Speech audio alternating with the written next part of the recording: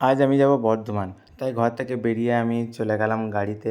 আর এটা হচ্ছে নতুনহাট কুনোর ব্রিজ, কুনোর নদী যেটা বলে।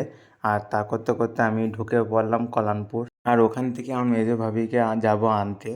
আর ও যাবে ডাক্তারখানা, তাই আমরা আমার মেজো ভাবিকে তুলে নিয়ে আবার বেরিয়ে পড়লাম ওখান থেকে। আর দেখতে দেখতে ঢুকে পড়লাম গুসকরা। আর গুসকরাটা পার করেই চলে এলাম পালিতপুর রেল গেটের কাছে। আর সিগন্যালটা উঠতেই আমরা চটপট বেরিয়ে চলে এলাম ওখান থেকে। আর রেলগেটে প্রচুর জ্যামও ছিল, তাই পার করে আমি চেপে পড়লাম টোটোতে। আর আমি যাব গোলাপবাগ আমার মুদিখানা দোকানে মাল আনতে। অলরেডি আমি মাল নিয়ে চলেও এলাম। আর আমি গোলাপবাগে দাঁড়িয়ে থাকতে থাকতে আমার গাড়িটা চলে এলো, আর সেখান থেকে আমি মালগুলো লোড করে আবার রওনা দিয়ে দিলাম বাড়ির উদ্দেশ্যে। আর আস্তে আস্তে হঠাৎ চোখে পড়ে গেল দেওয়ানদিঘির সেই মিষ্টির দোকানটা, ফেমাস মিষ্টির দোকান। আর এখান থেকে দুটো মিষ্টি কিনে খেতে লাগলাম। আর খাওয়া দাওয়া শেষ করে আবার গাড়িতে চেপে চলে এলাম। আর এই যে দেখতে পাচ্ছ, এটা আমার বড় ভাই, এ তো ড্রাইভিংটা বাম্পার।